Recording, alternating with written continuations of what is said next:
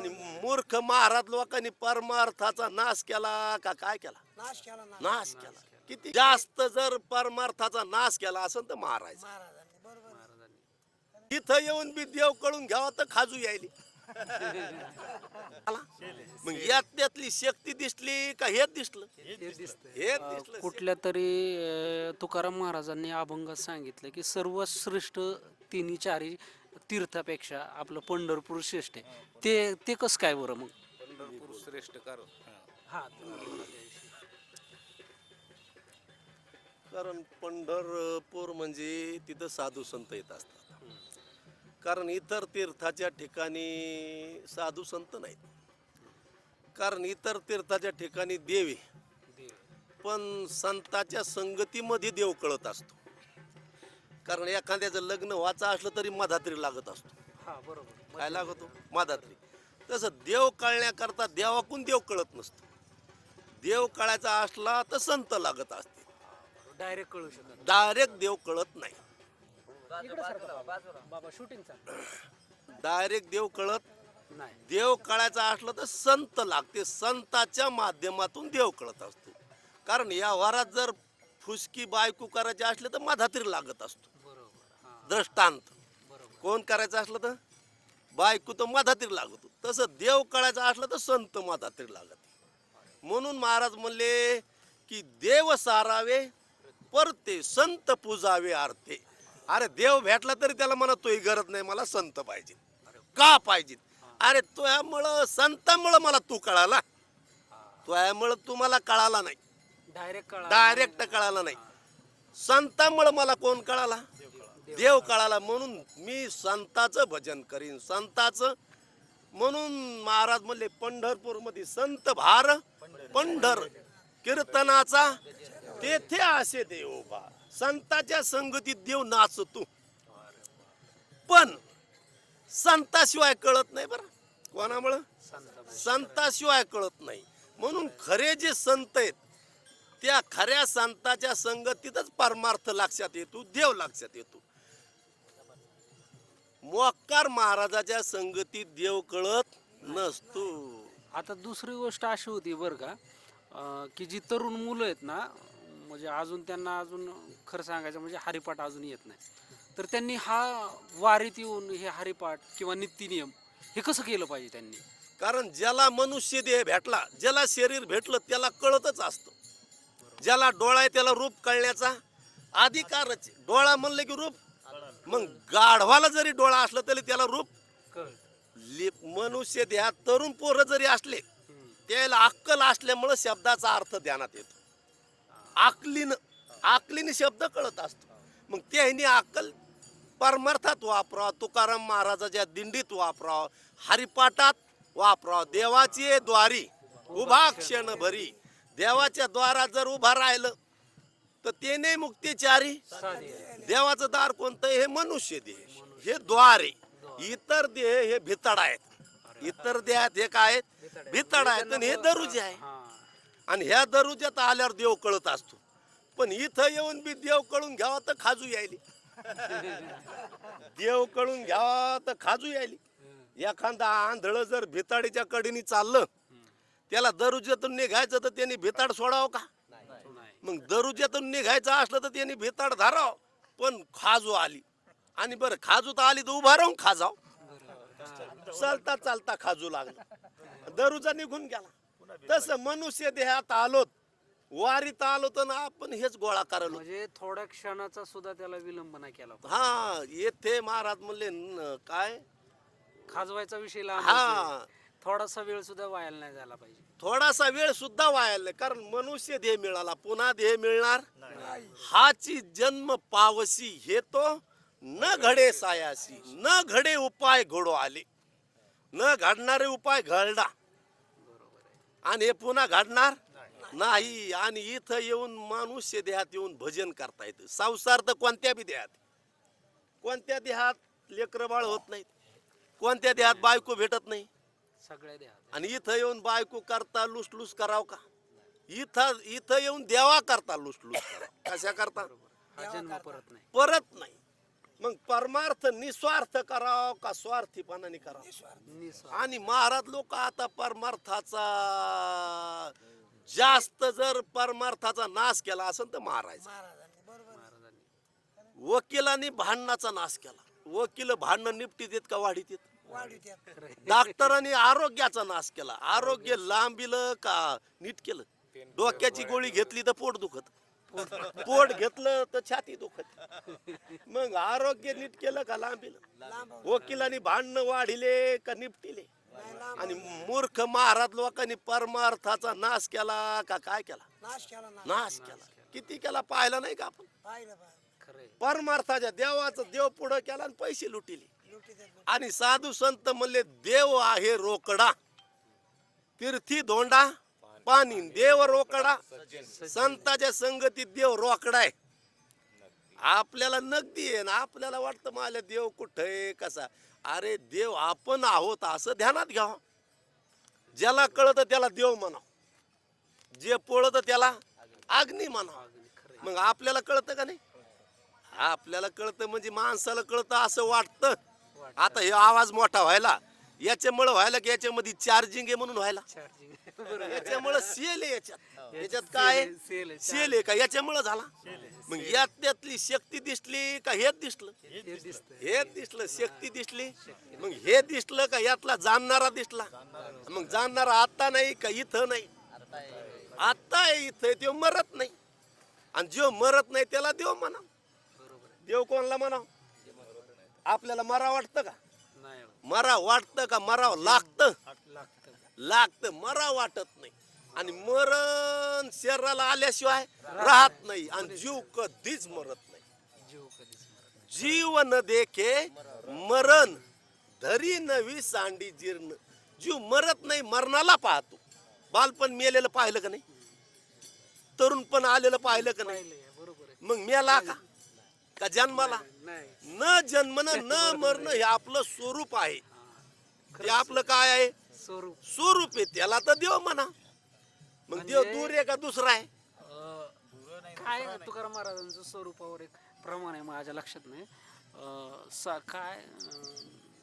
माझ्या लक्षात नाही ते प्रमाण. आता माझ्या तोंडासमोर होतं. सांडी जे काहीतरी आहे ना ते. देव पाहावयास गेलो हा. आणि देवाची आणि हा, होऊन देव- ठेवलो. ते- हा, ते एक प्रमाण. देव पाहायला गेलो आणि काय ठेवलो? माझ्या बायकोचा नवरा पाहायला गेलो आणि मीच झालो. कसा सापडा बाबा? मी गेलो, माझ्या बायकोचा नवरा कोणता आहे म्हणले, अरे तूच आहे ना. तर पाहतो दुसरा कोण आहे? म्हणजे माझ्या पोराचा बाप का दुसरा आहे का दूर आहे का दुसरीकडे? एकदम जवळ आहे. तसं देव मीच आहे, दूर नाही दुसरा नाही. हे तीर्थी धोंडा पाणी हे सगळे वाटाले, पण देव कोण आहे? मीच आहे. फक्त आपलं अंतकरण शुद्ध पाहिजे. तयासो अंतकरण जिता सकळो काम. परमात्मा पर्वता दुरी नाही, दुसरा नाही. देव दूर नाही, दुसरीकडे नाही. फक्त आपलं अंतकरण निर्मळ पाहिजे. आपलं अंतकरण मलिन झालं. आणि कशाने झालं मलिन? ह्या खोट्याला खरं मानल्यामुळं. कशाला खरं मानलं? खोट्याला. आता एक कपडे आहेत का कापूस आहे? कापूस आहे. उघडा नाही का? का झाकला का? आपण म्हणाले कपडे बा पांढरे, ही टोपी हे उपरनं एक कापूस नाही का? कापूस आहे. एक कापूस आहे. बरं झाकलेला आहे का? उघडा. उघडा. तंतू पाहता वस्त्र न दिसे. हा, बरोबर. तंतू पाहता वस्त्र नदीचे. आत्मा लक्षिता. अरे जगच नसे. आत्मस्वरूपाच्या दृष्टीने जग नाही. अरे इकडं नजर. आता हिरवा चष्मा घातला तर पिवळं कसं दिसल? चष्मा कोणता घातला? हिरवा. म्हणले मायला हिरवी वैरण बी पिवळी, समजा वाळलेली वैरण बी हिरवी दिसायली चष्मा घातल्यावर. चष्मा घातल्यामुळं. तसं इंद्रियात तसा आपल्या लोकांनी सगळ्यांनी तसा चष्मा घातलेला आहे. हम्म. तर काय झालंय माहिती का, तरुणांना सुद्धा यायचंय बरं का, पण खरा परमार्थ त्यांना अजून लक्षात यायला नाही की खरा परमार्थ शांतीत आहे, म्हणजे समाधानात आहे, हा त्यांच्या लक्षात यायना. तर त्यांनी ते थांबवलं पाहिजे. परमार्थ हा कशासाठी करतात माणसं, की हा आपला हिंदुत्व वाढवायचं आहे किंवा काय, असं बरीच जण आपले तरुण मानतात. पण ॲक्च्युली परमार्थ तसा नाही, तर शांतता, समाधान याच परमार्थ. त्याच्याबद्दल तरुणांबद्दल काय सांगा? त्यांना काय सांगाल तुम्ही? म्हणून तरुण पोराला जर सुख पाहिजे असलं सुख आहेच, फक्त त्याला वाटतं की बाबा काहीतरी विषय संपादन केलं तर सुख आहे असं वाटतं, काहीतरी मिळवलं तरी करिअर केलं तर सुख आहे असं वाटतं, पैसे मिळवले तर सुख आहे असं वाटतं. पण खरं सुख महाराज म्हणले सुख बहु काय म्हणले ते प्रमाण, खरं सुख पारमार्थात, कारण ते सुख न मारणार आहे. ना मारणार. आणि व्यवहारातलं सुख किती कमवलं तर मरण आल्याशिवाय, करिअर केलं आणि मरण आलं काय काय काय उपयोग आहे? करिअर करून मेलं तर चांगलं आहे का? अरे काहीच नाही करून न मरणं ध्यानात घेतलं तर चांगलं नाही का? मग तरुणांनी हे ध्यानात घ्यावं का नाही? कारण तरुणाला ध्यानात घेता येतं, त्याची बुद्धी सक्षम असते, त्याची बुद्धी काय असते? सक्षम असते. म्हणून व्यसनाच्या अधीन तरुणांनी जाऊ नाही, कारण त्याला पुन्हा तरुणपण मिळणार, त्याला म्हातारपण येईल पण तरुण भेटन का? तरुणपणात मुसमुसीत राहा का खरं ध्यानात घ्यावं? खरं ध्यानात घ्यावं का त्याच्या आयटीत राहावं? त्याच्या आयटीत राहावं तर पुढचा धोका येईल, त्याला म्हातारपण येईन हे ध्यानात नाही होय. मग त्याच्या ध्यानात राहावं, त्यांनी ध्यानात घ्यावं की बो शरीर हे पुन्हा राहणार, म्हातारपण येईन. मग आता तरुणपणाचा सदुपयोग कसा करावा? तरुणपणाचा कोणता उपयोग करा? सदुपयोग. म्हणून महाराज म्हणले की ह्या तरुणपणामध्येच पारमार्थ करता येतो.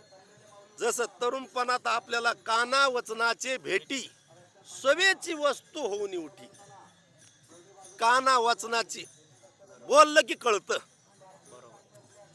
आणि म्हाताऱ्याला बोलल्याला कळतं पण ढाबानी कळतं. आणि तरुणपणात काय होतं? म्हणून तरुणपणातच पारमार्थ करता येतो. आणि तरुणपणात जर पारमार्थ केला तर त्याच्या शक्तीचा उपयोग झाला, हित झालं. हीच झालं. जसं आपलं घोडं आहे, हा आपल्या करता वापरलं तर चांगलंय, आणि आपल्याला ते बसूच द्याय ना, उड्याच आणायले, मग काय कामाचं? काय काम. घोडं कोणाचं? आपलं. आणि आपल्याला बसू द्याय ना, आपली बुद्धी. आणि आपण सगळ्या जगाचा विचार करलो आणि म्हणले आपण कोण? म्हणले माणसं. काय आकलीची माती झाली का नाही? माणूस आपण आहेत का? आता तुम्ही पांढरं शर्ट घातलं मग पांढरे आहेत का? तुम्ही केस वाढले म्हणजे मग केस आहेत का? मग शरीर आहेत, मग शरीर आहेत का? शरीर आहेत का शरीरावाले आहेत? शरीरावाले. इंद्रिया वाले, मना वाले, मोटरसायकल वाले. तसे आपण वालेत म्हणजे न दिसणारे, न मरणारे खरे आहोत, असं आपलं स्वरूप आहे. हे आपलं स्वरूप नाही. हे स्वरूप जर असं असतं तर माग कोणतं होतं? माग तर वेगळंच होतं. बरं, ह्या म्हाताऱ्याला तरुणपणात बायको केली का नाही? मग हे होतं का? बायकोनी पास केलं असतं का? खरं आहे, बरोबर. केलं असतं का? मग हे तुम्ही का ते तुम्ही? हे तुम्ही नाही, ते तुम्ही नाही. मग तुम्ही नाहीत का? तुम्ही आहेत. पण आता इथं न दिसणारे, जाणणारे, न मारणारे खरे आहोत. आणि असं खऱ्यावर मनुष्य देहात येत आहेत. काहीतरी राखा खरे, दिदला करुणा करे मनुष्य देह सत्संग. मनुष्य देह द्याला, शेपटीवाला द्याला, नाही झाडावाला द्याला, नाही. आणि कोणता देह दिला? मनुष्य देह. आणि मनुष्य देहात पाहुनी मनुष्य देहा म्हणे मनुष्यपण तरी साधी नारायण नाही तरी ही न पशी होणी. अरे ह्या देहात जर मनुष्यपणात जर देव नाही ओळखला तर गाढव कुत्रे बरे आहेत म्हणले. कोणते बरे आहेत? गाढव. पुच्छ नाही पादचारी मनुष्य परी कुत्री ती. कुत्रे बरे आहेत. मनुष्य दे याच्या करता नाहीच, ज्याच्या करता आपल्याला वाटतोय. बायको करता नाही, लेकरा बाळा करता नाही. इतर देहात खूप आहेत. इतर देहात काय ऑलरेडी स्पेशलिस्ट आहेत. स्पेशलिस्ट म्हणजे काय असतं? ज्या त्या हा ज्या तसं आपल्याला लेकर बाळ आवडत असले तर डुकराचं शरीर. केस जर पांढरे हो द्या वाटत नाही तर कोंबड्याचा तुरा लाल का बी तसाच राहत. इतर देह चांगले संसारा करता, परमार्था करता हे शरीर चांगलं, हे संसारा करता हे शरीर चांगलं. फक्त परमार्था करता शरीर. म्हणून साधू संत म्हणले आगा ऐस्या ज्ञानाच्या ठाई जयाच्या चित्ता चाड नाही तयाचे जियाले काही वरी मरण सांग. मेलेलं बरं म्हणले. इथं येऊन जर आपल्याला संसार करायचा असं वाटत असलं तर मराव म्हणले. इतर देहात संसार चंगळे, इथं संसार होत नाही. इथं फक्त परमार्थ ध्यानात घेता येतो, याच देही घडे देवाचे भजन आणि हे ज्ञान नाही कुठे. असं ज्ञान कुठंच नाही, स्वर्गात सुद्धा, इंद्राला सुद्धा नाही. म्हणून ते खाली यायचा हा, विचार करतात. स्वर्गीचे अमर इच्छिता ती देवा आणि मृत्यू लोकी व्हावा जन्म. ते म्हणते नारायण नामे होऊ जीवन मुक्त, बरोबर कीर्तनी आनंद गाऊ किती. त्याला सुद्धा तिथं परमार्थ करता आणि आपल्याला मिळाला असून आपण करीत नाही. मग आपण याच्या करता देह मिळाला असं आपण लक्षात घ्यायला पाहिजे.